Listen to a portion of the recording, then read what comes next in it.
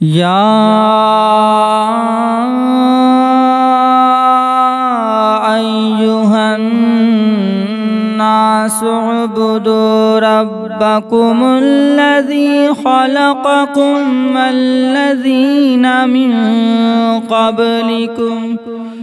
والذين من قبلكم لعلكم تتقون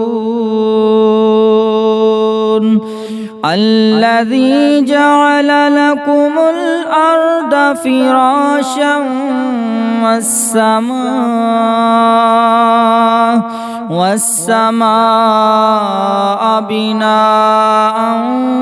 وأنزل من السماء